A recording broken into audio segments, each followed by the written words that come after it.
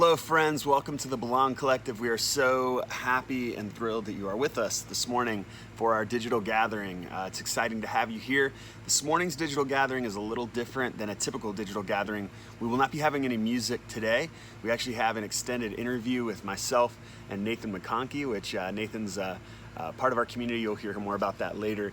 Just some announcements. If you want to fill out a digital connect card, you can go to thebelongcollective.org and you can find the digital connect card there. It's a great opportunity to just connect with us further. We can get your information. You'll be on our mailing list and things like that.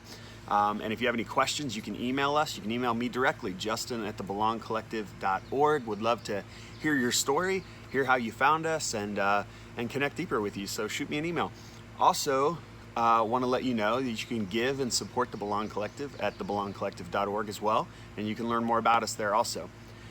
We have this coming Sunday the plans of meeting again at Indian Echo Caverns. Maybe some of you were there last time. I think we had about 60 people last time, and we're hopeful that we'll have another great gathering again in person physically. I know it's a little different. It's a little weird meeting in person because of the masks and the distancing restrictions, but it was still a blessing to be in each other's presence, and so hopefully it'll go well again.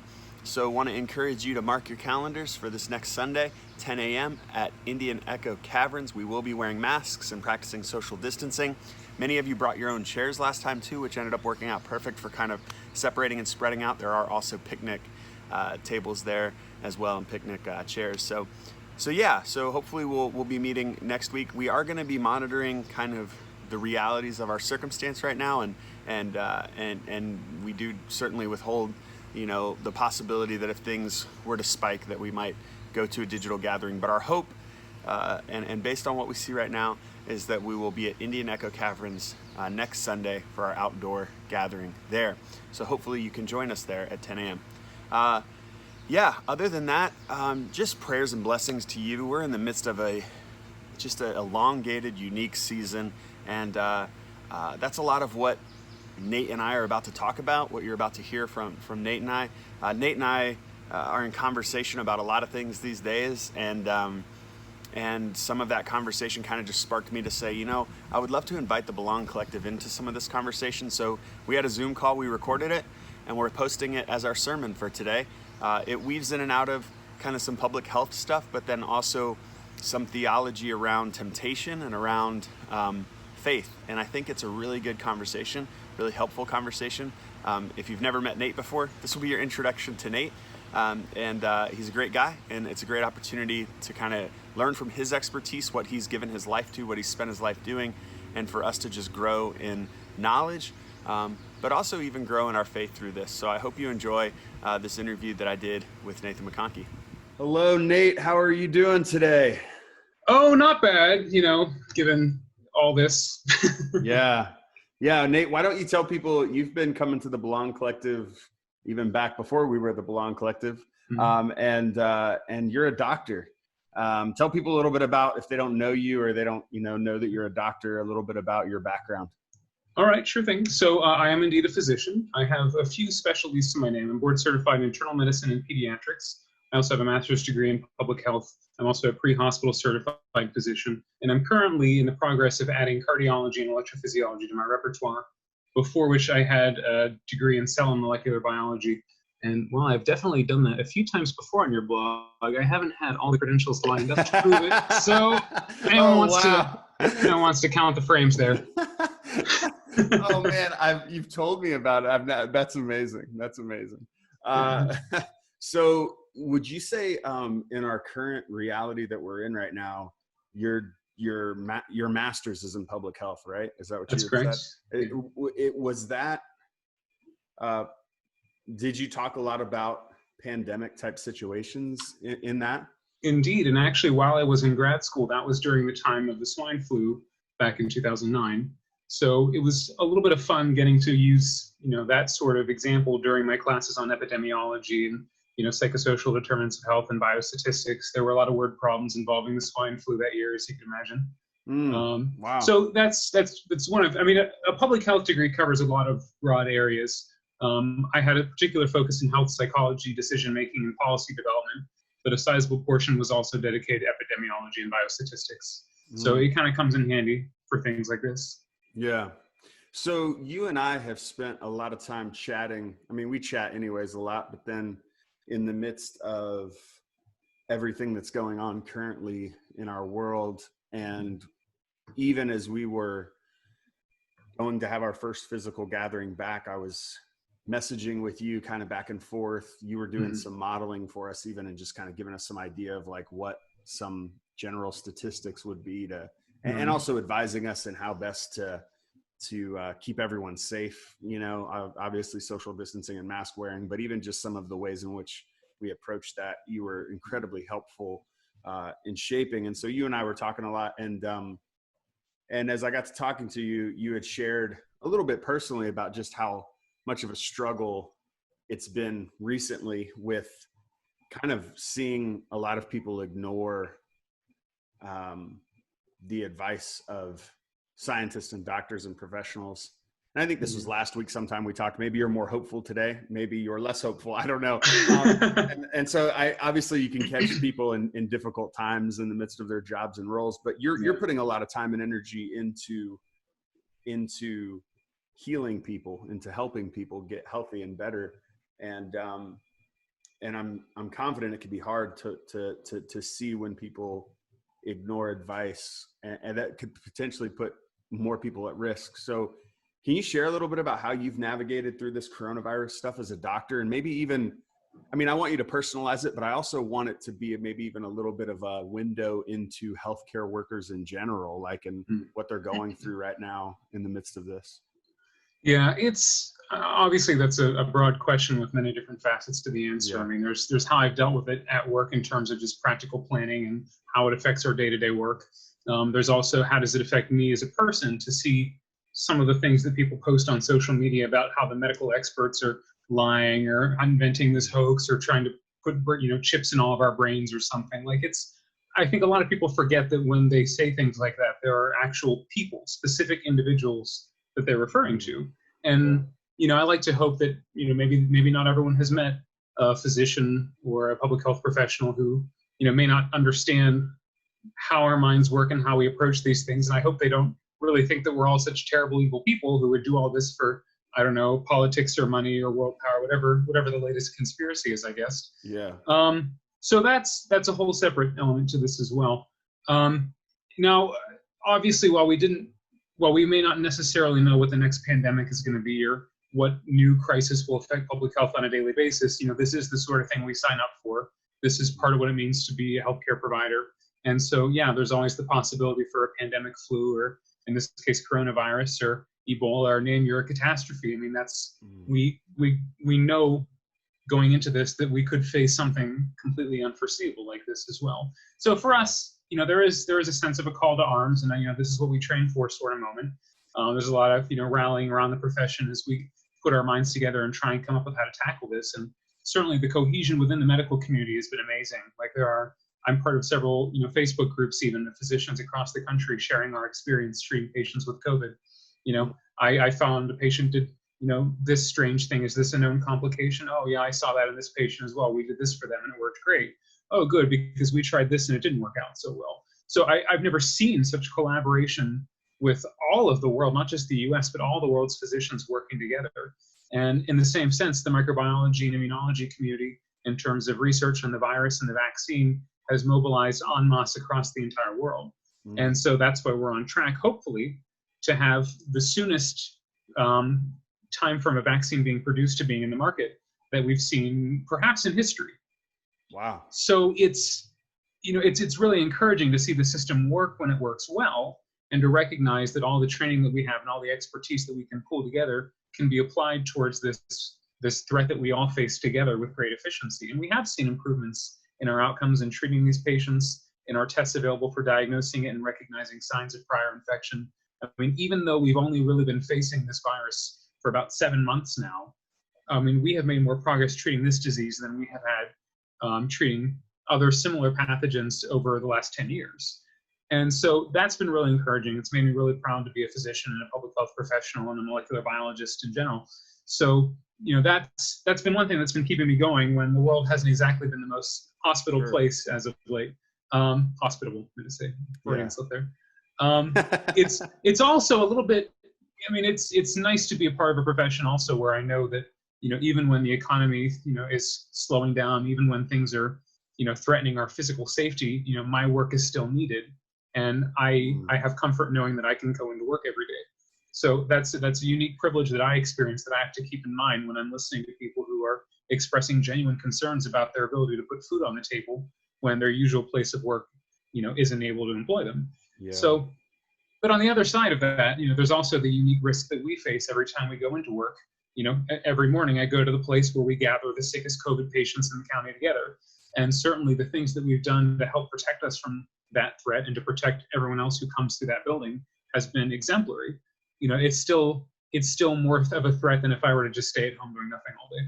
So it's not completely for free that I get that benefit. I like to think that I work for it and that I bear some brunt of the risk for it. But I'm also very happy to know that I'm a generally young and healthy person who isn't at major risk of getting these untoward complications that we're seeing. So I can't imagine what it's like to be in someone else's shoes where it's more of an imminent threat for them. In terms of the work that we do, even though I'm predominantly focused in cardiology, we have all found ourselves taking care of these patients in one capacity or another, especially because many of the symptoms of COVID can mimic the symptoms of heart disease. It's often difficult when they first come in to find out what exactly the patient is experiencing, and my expertise and that of my colleagues often comes into play at that moment. Additionally, many patients with COVID have experienced significant complications with things that almost mimic heart attacks but aren't quite the same thing, to inflammation of the heart and blood vessels and forming clots in their arteries, and we're involved in taking care of those patients in that capacity as well. So it's, when it first became more prevalent in Pennsylvania, there was a bit of stress on all of us, and I adopted a particularly over-the-top decontamination protocol every time I came home. Nothing that was in the hospital comes into the house. I would change in the garage, and I'd spray everything down with Lysol, and I put my phone in the UV decontaminator, and then I would scrub it down. And it's a whole about 10-minute process to come home from work every day. But I take comfort in the fact that we know enough about the virus to know what simple common sense things we can do to protect ourselves, and that's one of the privileges of being in my profession as well. Okay, you said something there that I really like. Some simple common sense things we can do to protect ourselves, and I think that's actually interesting the way you frame that. That when this started, you had a protocol because you just didn't know all the data, right? Right. And one of the things that I think is important is that what you've taught me is that from a science perspective, when we don't know, we're going to put things in place and measures in place, assuming some things until we find out what we do know, or, what I mean? Like we're, and it may look like we're fumbling around a little bit, but ultimately we're trying to figure out, we're trying to build, we're trying to build the wings on the way on while we're falling, kind of might be a good metaphor in the sense of like we're trying to figure out how to fly. And that sometimes gets told as like, well, back here, the CDC said we didn't have to wear masks and now we do. So what I mean, to me, it's a pretty simple thing from a leader. Sometimes you don't have all the information, and then you get the information and you're like, oh, this is actually really helpful. Have you found, when you say some common sense things we can do, what are some common sense things people can do to stay safe right now? So one of the pleasant things, I guess you could say, about coronavirus is that even though it is exceptionally contagious, it does still seem that the most likely way you're going to be getting it is by being in close proximity to someone else who has it. When we first started out and we didn't know much about the virus, when I would get packages in the mail, I would spray them down and leave them in the sun for a few hours before taking them in. I would be extra cautious about any vehicle that could bring it into my presence, I suppose. But, now we know that it's probably enough for people just to maintain distance. And the idea of social distancing very quickly entered everyone's vocabulary. Mm-hmm. Most viruses that are spread in a similar fashion usually are spread within 6 to 10 feet of another person who has it. So obviously staying home and avoiding contact with other people is probably the best thing you can do if you really want to minimize your chance of getting it. But since that's not practical to do for the entirety of the period for which we're in this pandemic, the next best thing that people can do is try and minimize the risk of spreading the virus when they are in proximity. And a lot of that comes down to good hand washing, since we think that one of the main ways the virus is spreading is by people being in physical contact with it and then transferring it to their face through the eyes, nose, or mouth. And obviously, if you can wear a mask, The idea is that when you exhale, cough, or speak, then the particles, the small droplets that carry the virus, will be caught in your mask and can't go to someone else. That is probably the biggest change in thought process that led to a bit of a change in the recommendations regarding masks. Mm-hmm. So all of us in medicine wear masks on a daily basis, and we grade them in such a way that determines whether or not we're at risk of picking up a disease from a patient that we're treating. So I would use a surgical mask for a patient who had the flu, but I would use a PAPR and N95 mask for a patient who has tuberculosis. And all of that is based on how to avoid you inhaling the particles that can cause the disease. But on a public health standpoint, the question is a little bit different. The question is, how do I keep someone else from exhaling the disease? And so while it's true that a cloth mask or even a surgical mask won't keep you from breathing in aerosolized virus particles, it can keep you from forming those aerosols in the first place by expelling droplets that gradually break up as they travel through the air until they get small enough to slip through what might be an otherwise not effective mask. So it's sort of the opposite of how we're used to using masks in healthcare. And so that was something that didn't really dawn on the medical community at first, because it's not the purpose we usually use masks for. We usually use them to protect ourselves more so than putting them on everyone else to protect others. So we didn't necessarily change our understanding of the size of the virus or the efficacy of the masks, but the strategy in which we're using them is completely different. No, that's good. Now, I'll share a story. I was in the post office the other day, checking our mailbox for the Belong Collective.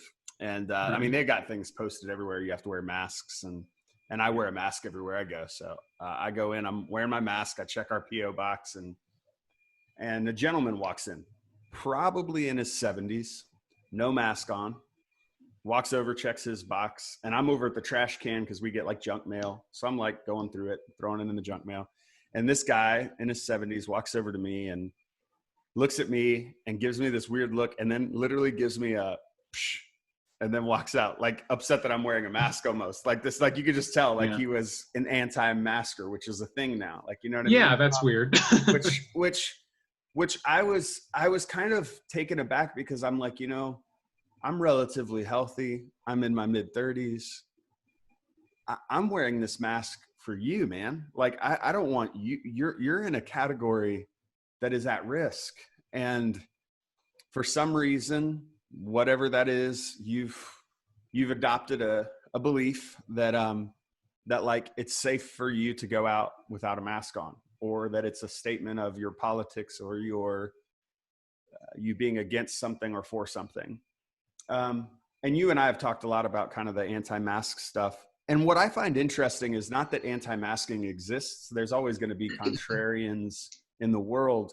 What I find interesting, and this is where I kind of want this conversation to move beyond just a public health conversation for the Belong Collective, but also for us to process our theology a little bit, is how many of these anti-maskers that I'm meeting and seeing, and actually like either in conversation with or know them through means of social media or whatever, are faith leaders or people of faith, and they're attaching their lack of wearing a mask to their faith, which I think is really dangerous in a multitude of ways. Yeah. And you and I were talking about this, and you brought up just such a great theological point from a story in the Bible. And we're in a series on Jesus, and this is a story of Jesus. And I thought to myself, Nate and I just need to talk about the story and talk about the importance of some of the things we can do to stay safe right now, but also how this is attached to our theology even. So share with people a little bit about that story of Jesus that you shared with me and why it connects to our current circumstance.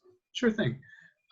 Now, there are a lot of stories about amazing things that Jesus has done in the Bible, but by far the most unique thing that he's ever done, the thing that no ever saint or apostle or anyone else has been able to pull off, is he lived a perfectly sinless life.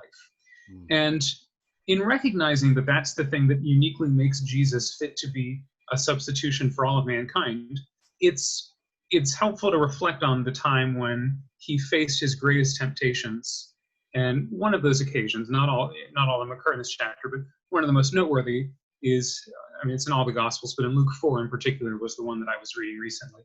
That's the story where Jesus was in the wilderness for 40 days and where he was tempted by the devil.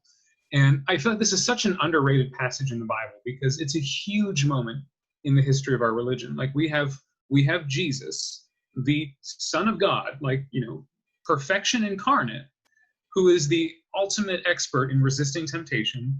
And we have Satan, the accuser, who has made his entire profession out of trying to deceive and tempt people. Yeah. And obviously, Jesus' birth had been prophesied since the days of Genesis. Like, Satan has had all of these past several thousand years to try and come up with the ultimate strategy for this exact moment. And he's going to bring his A game. Like, this is his chance to nip Christianity in the bud, to find a way to bring down Jesus before his mission begins. So we ought to be seeing his craftiest tricks, his most brilliant schemes. I mean, all of his biggest secret weapons ought to be coming out in this meeting. It's the spiritual big game, if you will, okay? Yeah. And so he has 3 opportunities to tempt Jesus. And the biggest one he saves for last. The grand finale he brings out is this: throw yourself off of this high place and watch God's angels catch you. And think of how huge that is. Like, he even went through, trying to tempt Jesus to bow down and worship him in exchange for earthly power. Like, all the usual things that people find themselves tempted with were nowhere in the ultimate temptation that he offered in the very last section of this chapter. Instead, he did something that was even craftier and more insidious. He tempted Jesus in a way that tried to turn his own faith against him.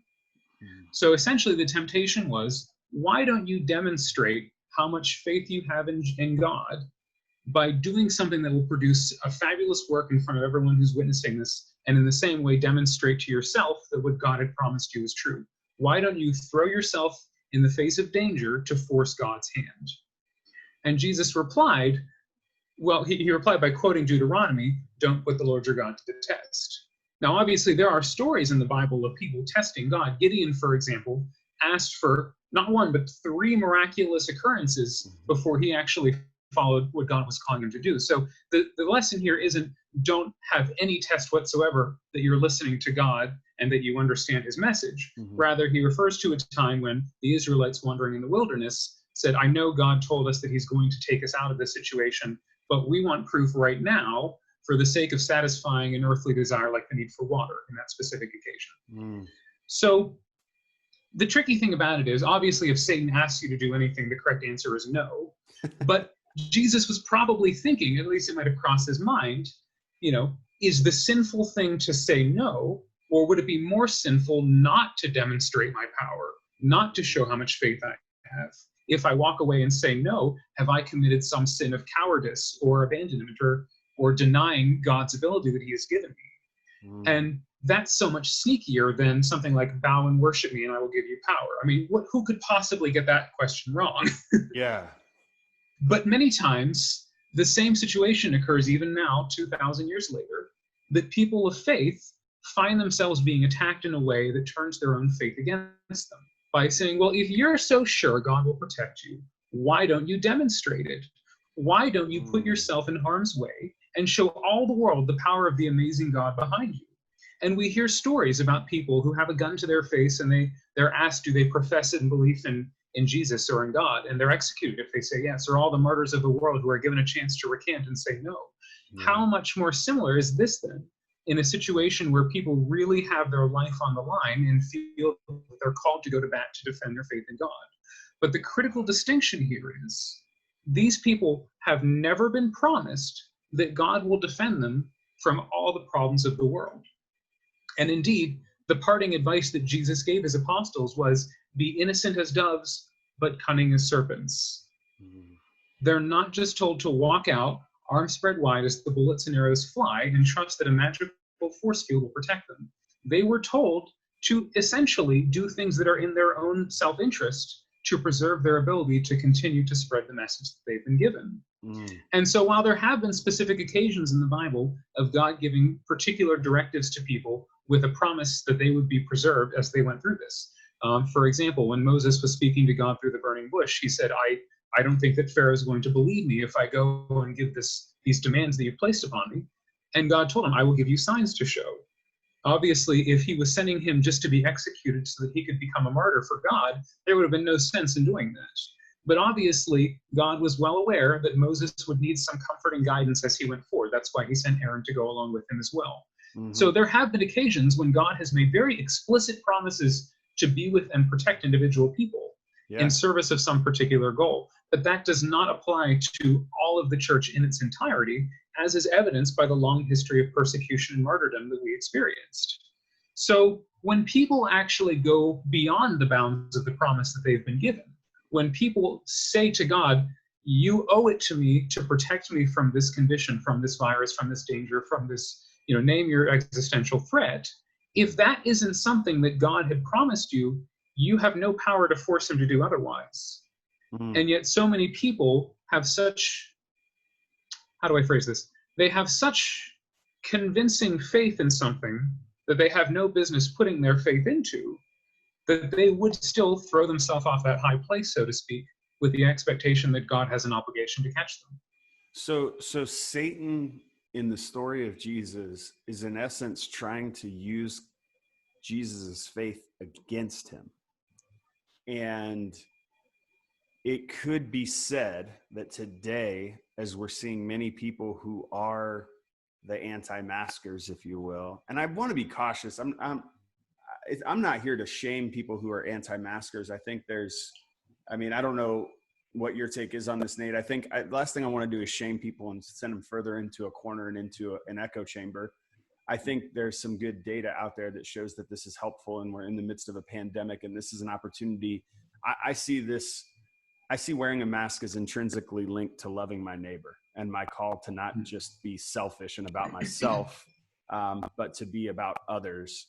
And so in this anti-masking community, you're pretty much saying, like, it could be said that, like, Satan in some ways might be even deceiving in a way of saying, hey, you have this faith, God will save you.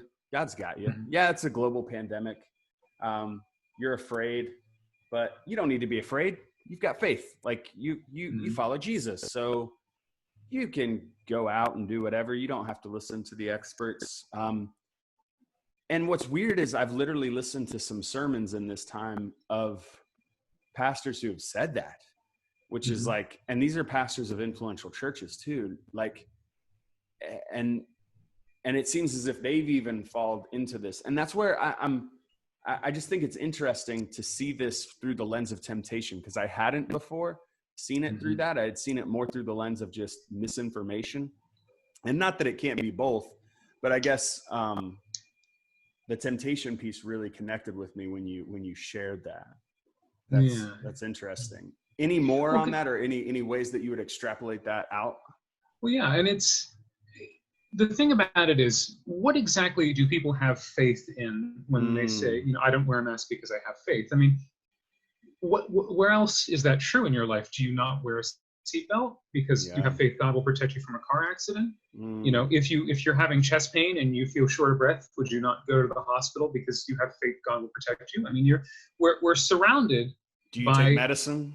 Do you take medicine? Yeah. Do you wear glasses instead of walking by faith and not by sight? I mean, there's which is a literal passage. Right, exactly. That's a direct quote from the Bible. So clearly, people have some cognitive dissonance here, because there are so many areas in life where they take things into their own hands, so to speak, or put their faith into other human beings or the ways of the world, and don't think twice about it. So what's so special about a virus, and this virus specifically? I mean, certainly even Christians have died of viruses like the flu, or all the other viruses that circulate on a regular season. There seems to be an odd exceptionalism for this particular threat. And I don't know what the basis is for people having faith that they'll be safe from this and not safe from everything else that they take measures to protect themselves against. And a lot of it comes down in some ways to the fact that this has been heavily politicized. There's very much an us versus them mentality going on. And that a lot of people are incentivized to minimize the threat here, because the faster it goes away, the faster things go back to normal. And some of it is genuinely just wishful thinking. That they've convinced themselves it's not a problem. Why can't we just go back to work and school and the bars, etc.? And I have a lot you of know, I have a lot of empathy for those types of people, because I do think people that are motivated from a place of like, I just want everything to be back to normal. It's like, I understand that, as even like the psychology of that. I understand that that's a reality right now. You know what I mean? yeah. It's a lonely place right now. It's a hard place. It's especially if you're out of work and if you're not able to be with your friends, especially, single people. It's a hard time right now. Like, Mhm. so Definitely, for sure. And so once people make up their minds about that, everything else is about gathering evidence to support it. Once people mm, decide it's not that big of a deal, I don't need to wear a mask, then it's, oh, and you know what else? Masks might actually be bad for you. It might lower your oxygen or raise your carbon dioxide levels. And I I don't have the words to describe how ridiculous that is, but suffice to say, that's not how it works. Thank God, too, since even before the pandemic, I wore a mask for 8-hour long operations and didn't collapse into the table.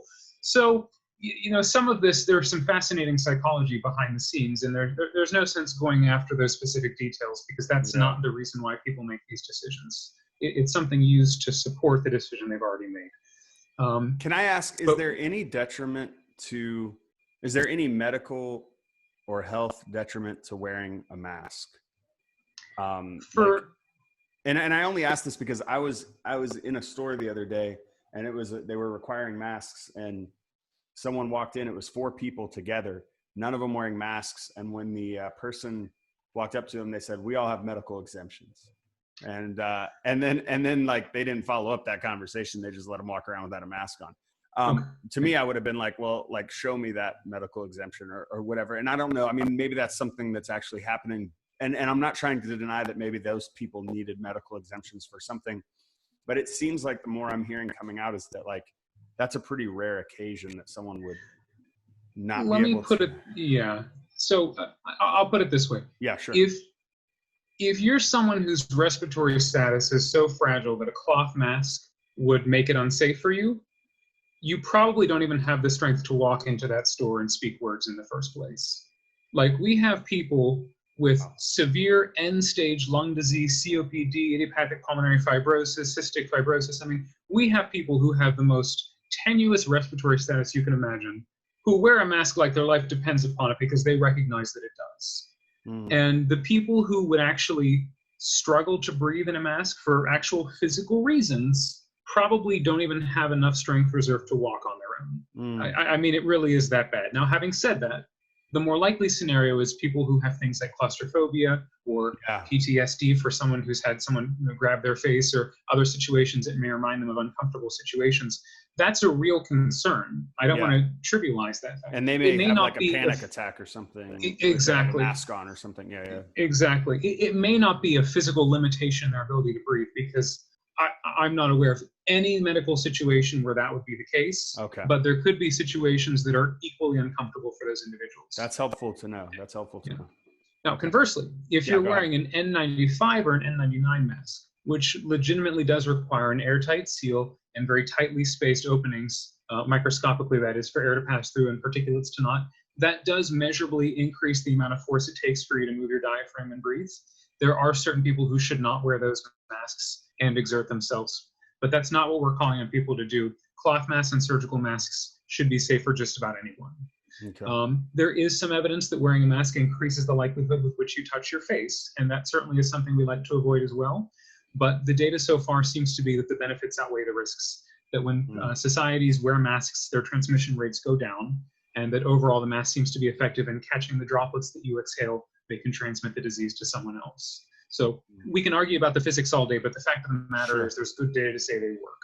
Sure. I just thought I would ask that as you were mentioning about that, because I've heard some people say, and also obviously the experience I had where I saw these people walking in without masks on, of the potential that some people might be in a medical situation. So that's good to know, though. I do think the mental, potential mental health reality there, if you've had an experience in the past, or if you've had panic attacks or anxiety or things like that, how that we should be thinking about the marginalized of all kinds in this time. And that would definitely be a place of people on the margins who are even more at risk, maybe because not necessarily for their physical, preparedness to, if coronavirus was to happen to them, but also because they may be limited in their ability to even go out and do things because they might not have the ability to wear a mask. So it's just, there's so much. What's so interesting right now is there's just so much hurt in our world and so much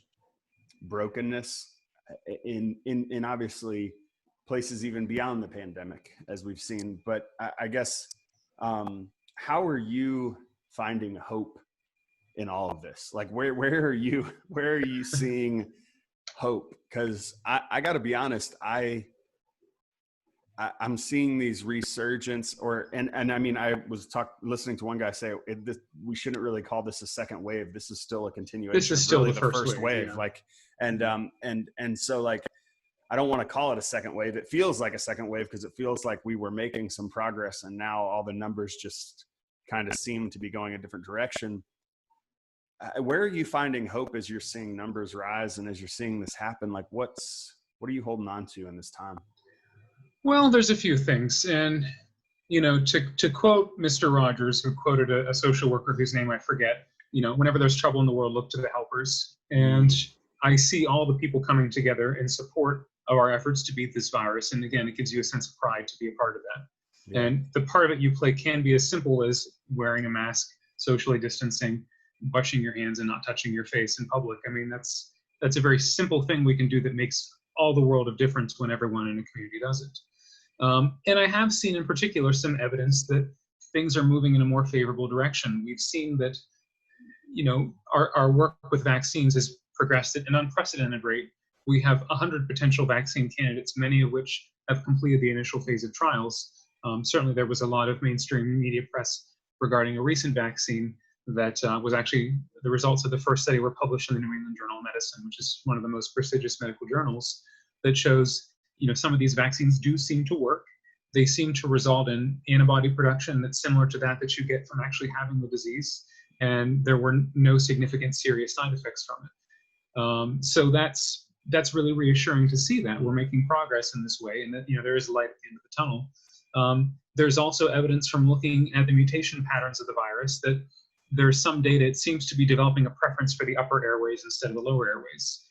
So upper airway infections are easier to transmit because you're more likely to exhale them through your nose and mouth, but they're less likely to cause life-threatening problems like ARDS.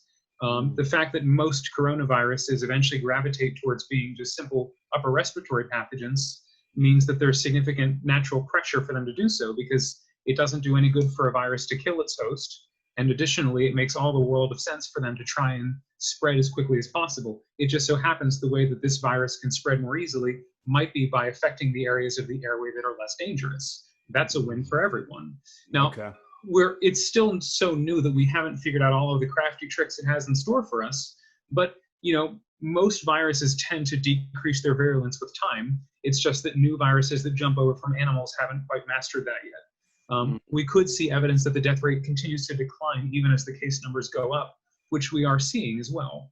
And while some people are pointing to demographics, that can also be the natural progression of evolution for these viruses.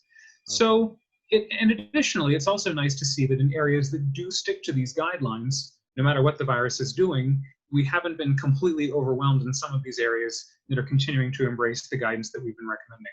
And so the fact that we can open things up again, at least in some limited capacity, without overwhelming our hospitals, is a good sign that we're moving forward and making progress. So I'm seeing a lot of reasons to be hopeful, really.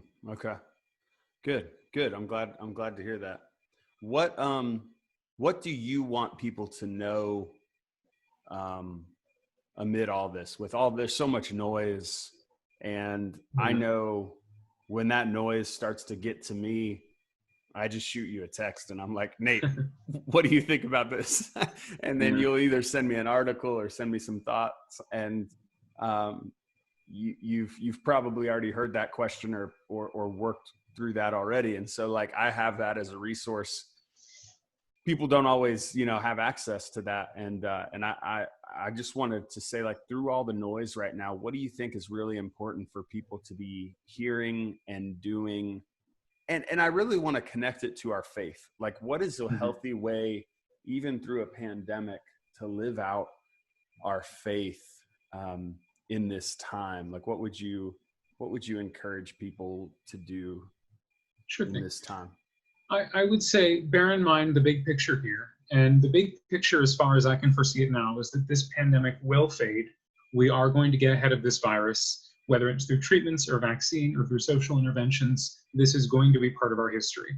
That doesn't mean we aren't going to see minor spikes like we do even for the flu viruses, but I think that things are going to return to what we perceive to be normal within a reasonable enough period that it's worth looking forward to. What is going to stick around forever, long after this virus is gone, is the image that people have of us for how we reacted during that moment. And when people look and see, for example, churches in Asia or in the US and the southern states in Arkansas and Texas, when people see churches being the epicenter of outbreaks, when they see areas with a higher level of conservative denominations having wider spread of the disease and higher mortality rates, like when they see us going outside, not wearing a mask saying, I believe God will protect me, that does significant damage to our witness. It is not an accurate representation of the faith that we have as well. And ultimately, this is going to be counted against us long after the virus is gone. I think that this is the opportunity, while people are in need, to show them the comfort that we have, knowing that the world around us is not the end-all be-all of existence. But while we're here, while we're stewards of this earth, it's our duty to protect ourselves, those around us, our neighbors, as well as our loved ones, and recognizing that this, we can't just say, oh, I'm a Christian, I'm above all this has nothing to do with me. Like, we have to be on this world along with everyone else, doing our part to maintain good stewardship and being good examples to everyone around us, and how we can respond with love and regard for other people, even if it makes us marginally uncomfortable. And the things that are being asked of us, while it hasn't been asked of us in our lifetime before, is fairly reasonable in most cases, and something that is not the end of the world should we decide we have to wear a piece of cloth in front of our face, we have to hold off on a few more services between now and the next few months.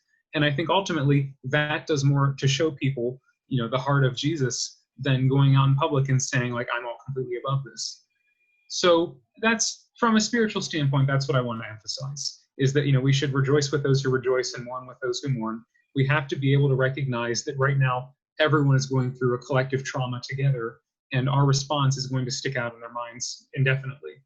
From a simple, more medical standpoint, I want to echo the evidence that we have so far that masking seems to be effective to reduce the spread of the disease, that hand washing and social distancing seems to be effective, that it's not going to go on forever, and that eventually we'll be able to return to the lives we knew before, but only if we all do our part.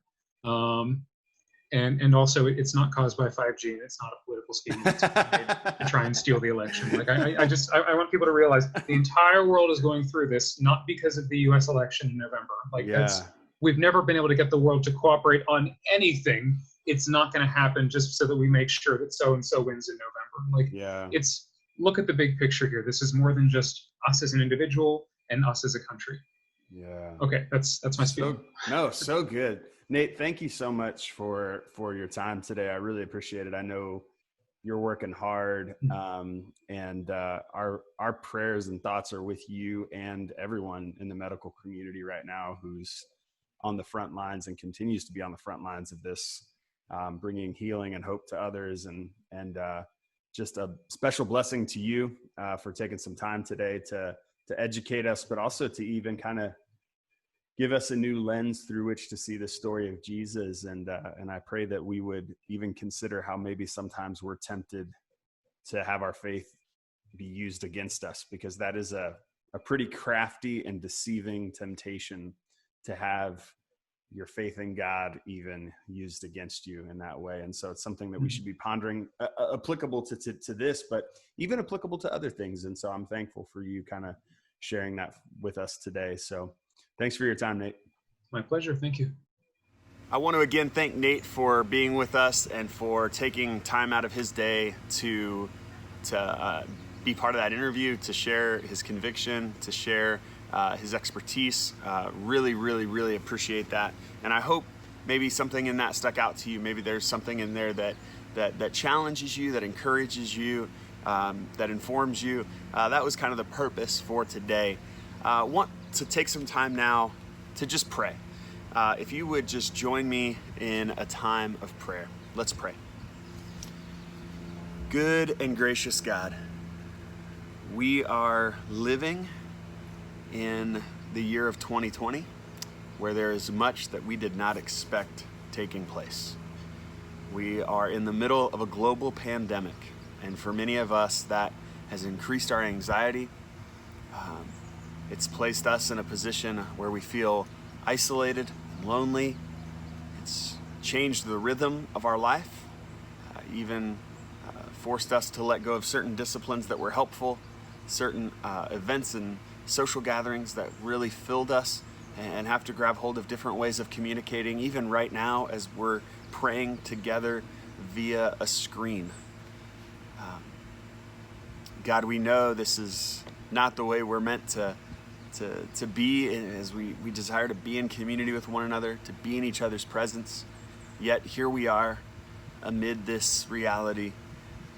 And God, we pray that we would feel your presence stronger than ever before, as we desire to be connected more than ever.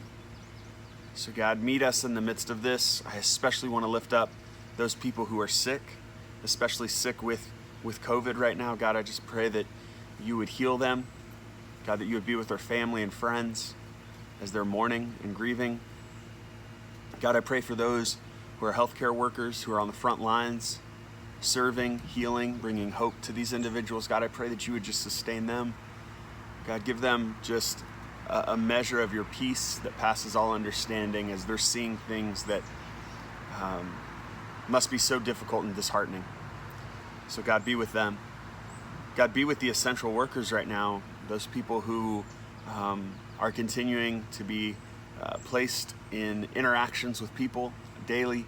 I just pray that you would protect them, that ultimately you would be with them, that you would guide them to be as safe as they can in their situation, and that you would even guide their employers to ensure that they're as safe as they can be within their situation.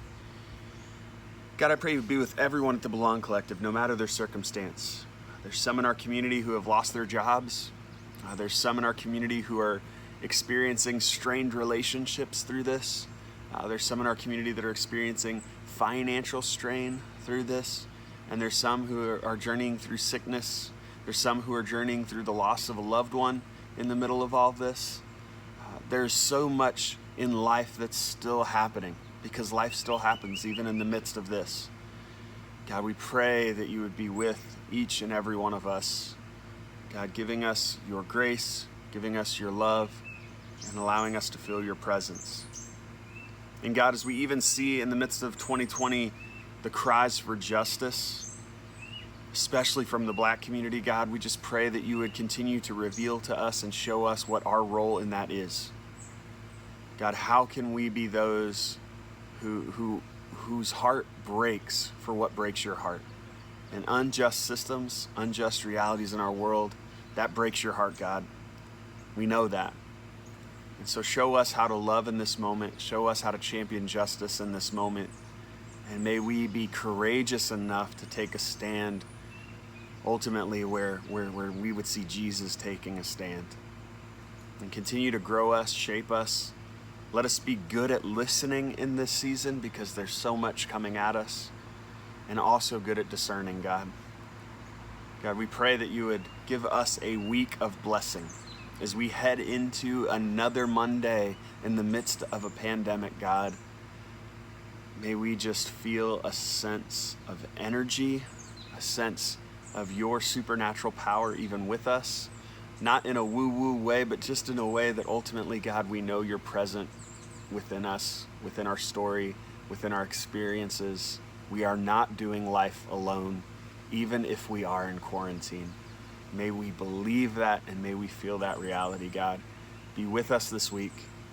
In the name of Jesus we pray. Amen. Have a blessed week.